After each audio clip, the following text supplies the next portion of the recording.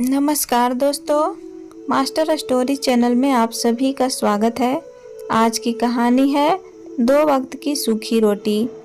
राजेश्वरी जी अपने कमरे में बैठी हुई अपनी बहू के नाश्ता लाने का इंतजार कर रही थी।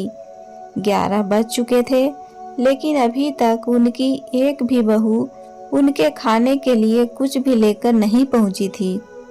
उनकी छोटी बहू इतने में एक प्लेट लेकर आई जिसमें 2 ब्रेड जैम लगे हुए थे और एक कप में थोड़ी सी चाय थी। उसे देखकर राजेश्वरी जी बोली, बहू, नाश्ते में कुछ नहीं बनाया तुमने? बहू बोली, अरे नहीं माँ जी, प्लेट में नाश्ता है तो सही। वह ब्रेड हाथ में उठाती हुई बोली, नाश्ते में यह ब्रेड है? बहू बोली, हाँ माँ जी, बच्चों के लंच में सैंडविच ही रखी थी और उन्होंने भी जूस और सैंडविच ही खा ली, तो इसीलिए मैं भी कुछ नहीं बनाया। दोपहर में बाहर से कुछ मंगवा लूँगी, आप भी वही खा लेना। राजेश्वरी जी बोली, बहू, 12 बजने को है और कितनी दोपहर में खाना मंगवाओगी? बहू बोली, अरे माँ जी, आप भी छोटे बच्चों की तरह करती हैं। आप खुद ही सोचिए, सुबह कितने सारे काम होते हैं। बच्चों को स्कूल, आपके बेटे को ऑफिस भेजकर फिर घर के सारे काम निपटाकर तब कहीं फ्री होती हूँ और फिर फ्री होते ही सबसे पहले आपके लिए नाश्ता लेकर आई हूँ। अभी तो मैंने कुछ नहीं खाया, सोचा माँ जी भूखी होंगी, पहले उन्हें दे देती हूँ, और आप कह रहे हैं कि मैं देर से खाना लाई हूँ। राजेश्वरी जी चुपचाप सब सुनती रही, क्योंकि वह जानती थी कि मैं कुछ भी कहूँ, इन पर किसी भी बात का कोई फर्क नहीं पड़ता। वह चुपचाप ब्रेड खाने लगी और उनकी बहू अपने कमरे में चली गई। थोड़ी देर बाद आई और बर्तन उठा कर ले गई। दोपहर में उसने ऑनलाइन खाना ऑर्डर किया और अपनी सास को भी उसमें से ही खाना देकर चली गई। राजेश्वरी जी ने देखा प्लेट में 2 रोटी और चावल और थोड़ी सी सब्जी थी। सब्जी बहुत तीखी और मसाले वाली थी। रोटी शायद रात की थी और चावल में भी चिपचिपापन था। उन्होंने बहू को आवाज़ देकर बुलाया। वह आई और बोली, बताइए क्या काम है? आप एक बार में बता दिया करो, मुझे बार बार परेशान तो नहीं होना पड़ेगा। वैसे अब क्या हो गया, बताइए। राजेश्वरी जी बोली, बहू, खाना शायद खराब आया है। तुमने फ़ोन से यह खाना मंगाया था ना? देखो, खराब खाना देकर चला गया है और सब्जी मेरे लिए सही नहीं है। तबीयत वैसे भी नाजुक चल रही है, इतना तीखा नुकसानदायक है। वह बोली, अब क्या कर सकते हैं, आप खा लो, कल से मैं खुद बना कर दूंगी। एक टाइम से कुछ नहीं हो जाएगा, मैं भी तो यही खाना खा कर आई हूँ। राजेश्वरी जी की बहू ने उनसे झूठ कहा, जबकि वह ताज़ा और स्वादिष्ट खाना खाकर आई थी। उसने राजेश्वरी जी को रात की रोटी और फ्रिज में रखे हुए चावल ही दिए थे। पता नहीं वह कब बने थे। हाँ, लेकिन सब्जी बिल्कुल ताज़ा थी जो उसने खाई थी। वह बात अलग थी कि उसे इतना खाना खाया नहीं गया, इसीलिए अपनी सास को दे गई। अगली सुबह भी 10 बज चुके थे। भूख से पेट की आंत सिकुड़ रही थी। वह ऊपर बहू के पास जा ही रही थी कि सीढ़ियों से उन्हें आवाज़ आई, बेटा, अगर दादी पूछे कि मम्मी ने लंच में क्या बनाया तो कह देना, दादी, मम्मी ने तो आज बस सैंडविच ही बनाई थी। उसका बेटा मोनू बोला, लेकिन मम्मी, मेरे लंच बॉक्स में तो आलू के पराठे हैं, फिर मैं दादी से झूठ क्यों बोलूं? तभी राजेश्वरी जी का बेटा बाहर आता हुआ बोला, वरना फिर दादी आपका लंच बॉक्स लेकर सारे पराठे खुद खा लेंगे और आप भूखे रह जाओगे। राजेश्वरी जी के बेटे ने मुंह बनाते हुए बच्चे से कहा, तो वह भी बोला, ओके पापा, मैं दादी को नहीं बताऊंगा कि मेरे लंच में पराठे हैं। राजेश्वरी जी ने जब यह सब सुनी तो जैसे उनकी सर पर तो आसमान टूट पड़ा। वह सीढ़ियों से गिरते गिरते बची।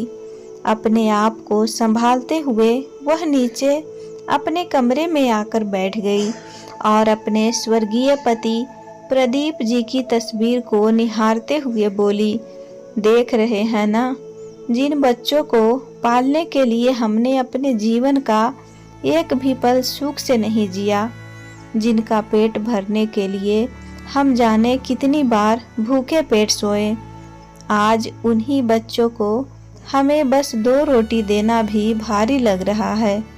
उनकी आंखों में आंसू निरंतर बहे जा रहे थे। वह स्वयं को संभालने की बहुत प्रयास कर रही थी, लेकिन आज उन्होंने जो कुछ सुना उसके बाद वह अपने आंसुओं को रोक नहीं पा रही थी।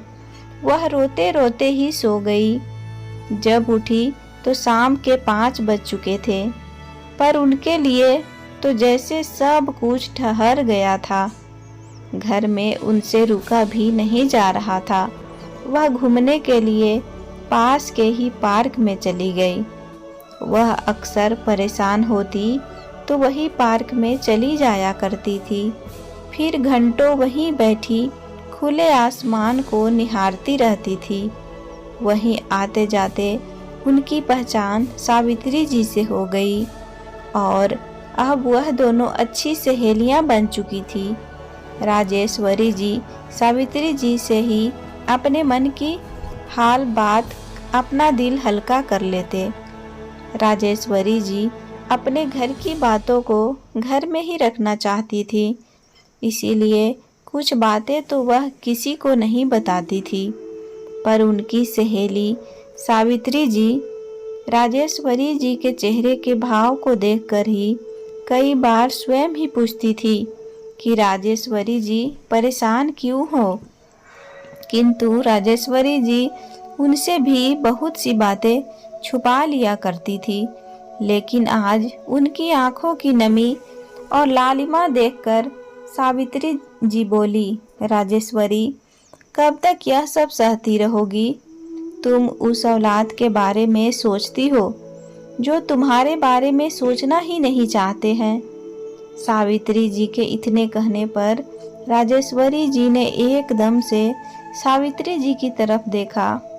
उनके चेहरे पर दुख और तकलीफ के साथ साथ प्रश्न भरे भाव भी थे, जैसे वह जानना चाह रही थी कि इन सब के बारे में तुम्हें कैसे पता चला। मैं तो अपने बच्चों के बारे में तुम्हें कभी नहीं बताया। तभी सावित्री जी ने कहा, क्या सोच रही हो? यही कि मुझे यह सब कैसे पता चला? राजेश्वरी जी ने हाँ में सिर हिला दिया। तो सावित्री जी बोली, राजेश्वरी, तुम अकेली नहीं हो जिसको यह सब झेलना पड़ रहा है। मेरी जिंदगी भी ऐसी ही थी, लेकिन मैंने हालातों से लड़ने का फैसला किया और अपना काम शुरू किया। आज मैं आत्मनिर्भर हूँ और मेरे बहू बेटे जो मुझे हर चीज को ताने देते थे, जिन्हें मेरा खर्चा उठाना तो दूर रोटी खाना भी भारी लगने लगा था, आज वही मेरे आगे पीछे नाचते रहते हैं। राजेश्वरी जी ने उत्सुकतावश पूछा, अच्छा ऐसा क्या हुआ? आखिर क्या किया तुमने ऐसा कि तुम्हारी औलाद की अकल ठिकाने आ गई? सावित्री जी बोली, ऐसे नहीं, मैं तुम्हें यह सब तब बताऊंगी जब तुम मुझसे वादा करोगी कि तू भी अपनी औलाद को सबक सिखाएगी। जिन बच्चों के कारण आज तेरी आंखों में आंसू है, जो बच्चे तुझे खून के आंसू रुला रहे हैं, तू उन्हें सबक जरूर सिखाएगी। जब तू यह सब करने का मन बना लेगी, तब मुझसे पूछ लेना कि मैं क्या किया और कैसे किया। कुछ देर राजेश्वरी जी चुप रही, फिर अपने बेटे और बहू की बातें याद करने लगी और सुनकर ही उनकी आंखें भर आई। वह रोते रोते बोली, सावित्री, मेरे बच्चों को मेरी 2 वक्त की रोटियां भी खलने लगी है। उन्हें मुझे 2 रोटी देना भी भारी लगने लगा है। यह कहते हुए वह और जोर जोर से रो पड़ी। सावित्री जी उन्हें चुप कराते हुए बोली, इतना सहने के बाद भी तुम अपने बच्चे को सबक सिखाना नहीं चाहती? चुप हो जाओ। औरत केवल तब तक कमजोर रहती है अगर माँ बाप इन नालायकों को जन्म देकर उन्हें पाल पोस कर इतना बड़ा कर सकते हैं, तो क्या हम अपना खुद का पेट नहीं भर सकते? आज के बाद तुम अपने बहू बेटे के आगे किसी भी चीज के लिए हाथ नहीं फैलाओगी। तुम्हें अगर किसी चीज की जरूरत हो तो मुझे बताना। जब तुम्हारे पास पैसे आ जाएंगे तो मुझे सारे पैसे लौटा देना। ठीक है। राजेश्वरी जी ने गर्दन हिला दी और बोली, लेकिन मुझे यह बताओ कि मैं इस उम्र में करूँगी क्या? मैं तो खुद एक एक पैसे के लिए मोहताज हूँ। कोई बिजनेस भी नहीं कर सकती और ना ही शरीर इतना अच्छा है कि कहीं मेहनत का काम कर सकूं। सावित्री जी ने उन्हें समझाया कि उन्हें पैसों की या मेहनत मजदूरी करने की जरूरत नहीं है, वह अपने गुण के साथ आगे बढ़ सकती हैं। उन्होंने राजेश्वरी जी से कहा, राजेश्वरी, तुम मुझे यह बताओ, तुम्हें कढ़ाई, बुनाई, सिलाई या किसी और चीज का शौक है जो तुम पूरे मन से खुशी खुशी कर सकती हो? राजेश्वरी जी ने कहा, हाँ सावित्री, वैसे तो मुझे सिलाई, कढ़ाई, बुनाई जैसी सभी चीज आती है, लेकिन मुझे सबसे ज़्यादा शौक है तो खाना बनाना मुझे सबसे ज़्यादा पसंद है। घर की चीज़ों से ही बढ़िया होटल जैसा खाना बना देती हूँ और सभी मसालों से ही बहुत सारी बीमारियों का इलाज घर पर ही किया जा सकता है, जिसकी मुझे बहुत अच्छे से जानकारी है। सावित्री जी बोली, वह तो ठीक है, लेकिन उसके लिए तो शुरू में ही काफ़ी पैसे चाहिए होंगे। किचन का अच्छा सा सेटअप बनाना होगा, जिसके लिए हमें थोड़ा ठीक ठाक जमा पूंजी लगानी होगी और इस काम में टाइम लग सकता है। कढ़ाई आती है अच्छे से? राजेश्वरी जी बोली, हाँ आती तो है, कोशिश करूँगी और नई नई डिजाइन सीखने की। राजेश्वरी जी ने अपने आप को आत्मनिर्भर बनाने का फैसला किया और वह बोली, सावित्री, बस तू मेरा साथ देना। अब मैं अपने बच्चों को सबक सिखा कर रहूंगी। सावित्री जी ने उनसे कहा कि कल वह सावित्री जी के साथ उनके घर आ जाए। अगले दिन इसी समय वही मिलने का कहकर दोनों अपने अपने घर चली गई। जैसे तैसे दिन बीता और अगले दिन दोनों सहेलियां उसी जगह पर आकर मिली। सावित्री जी अपने साथ राजेश्वरी जी को लेकर अपने घर निकल पड़ी और जैसे ही वह वहां पहुंची, सावित्री जी की बहू उनके लिए पानी लेकर आई और 5 मिनट के अंदर राजेश्वरी जी के लिए चाय नाश्ता बना कर ले आई। राजेश्वरी जी ने यह सब देखकर बोली, सावित्री, तुम्हारी बहू तो बहुत अच्छी है, तुम तो बिना बात ही इसकी बुराई कर रही थी। सावित्री जी राजेश्वरी जी की बात सुनकर हंसने लगी और हंसते हुए बोली, यह सब सिर्फ और सिर्फ मेरे पैसे का असर है। उन्हें जब भी कुछ चाहिए होता है, यह उसी तरह की सेवा करने लग जाती है। और फिर मैंने बोल दिया है कि अगर मेरे किसी भी मेहमान की खातिर करने में कसर छोड़ी तो एक फूटी कौड़ी नहीं दूंगी। यह सब उसी का असर है, वरना इसी बहू ने मेरे हाथ में से खाना तक छीन लिया, मुझे धक्के मार कर घर से निकलवाना चाहती थी। तुम आओ, मैं दिखाती हूँ तुम्हारे लिए मैं कुछ लाई हूँ। राजेश्वरी जी अंदर गई और देखा कि एक पॉलीथीन में कढ़ाई का सांचा, धागे और भी बहुत कुछ था। राजेश्वरी जी ने चाय नाश्ता किया। फिर सावित्री जी ने उनके वीडियो का सेटअप तैयार किया और उनका एक यूट्यूब चैनल बनाया और उन्होंने राजेश्वरी जी के चैनल पर उनका पहला वीडियो अपलोड किया। अब तो राजेश्वरी जी का रोज का यही नियम हो गया था। वह दोपहर में सावित्री जी के यहाँ जाती और शाम तक वापस आती। उनके बेटे बहू को भी इस बात से कोई फर्क नहीं पड़ता कि वह कहाँ जाती है। उल्टा वह खुश होते कि चलो पूरा दिन आराम से कट जाता है। वह रोज वीडियो डालने पर उनकी वीडियोज पर व्यूज नहीं आ रहे थे। उन्हें लगभग 2 से 3 महीने हो चुके थे, लेकिन अभी तक उनके वीडियो पर मात्र 10-20 व्यूज ही आते थे। उन्होंने सावित्री जी से कहा, सावित्री, मुझे नहीं लगता है कि यह सब मेरे लिए है। यह सब मेरे बस का नहीं है। अब मैं वीडियो नहीं बनाऊंगी। अगर भगवान को यही मंजूर है तो यही सही। यही सब सोचकर उन्होंने वीडियो बनाना बंद कर दिया। सावित्री जी ने भी बात को समझते हुए ज़्यादा जिद नहीं की और राजेश्वरी जी ने भी अपनी उम्मीद छोड़ दी। वह अब मान चुकी थी कि शायद उन्हें जीवन भर यह सब ही झेलना पड़ेगा। उनके बच्चों का अत्याचार ऐसे ही चलता रहेगा, लेकिन ईश्वर को शायद यह मंजूर नहीं था। 2-3 दिन बाद ही सावित्री जी राजेश्वरी जी को मिली। वह बहुत ज़्यादा खुश थी। उन्होंने राजेश्वरी जी को बताया कि उनकी एक वीडियो बहुत वायरल हो रही है और उनके सब्सक्राइबर भी लगभग पूरे होने वाले हैं। राजेश्वरी जी इस बात को सुनकर बहुत खुश हुई और अगले दिन से ही वह फिर से अब पहले की तरह वीडियो बनाने लगी थी। अभी 1-2 महीने में ही राजेश्वरी जी के चैनल का सभी टास्क पूरा हो गया और तीसरे महीने में उनकी पहली सैलरी के रूप में 15,000 रुपये उन्हें प्राप्त हुए, जिन्हें लेकर उनकी खुशी का ठिकाना ना रहा। वे सबसे पहले उन पैसों की मिठाई लेकर सावित्री जी के यहाँ पहुँची और उनका धन्यवाद किया। फिर अपने पोते के लिए एक नए कपड़े लेकर आई। अब से वह किसी के ऊपर निर्भर नहीं थी।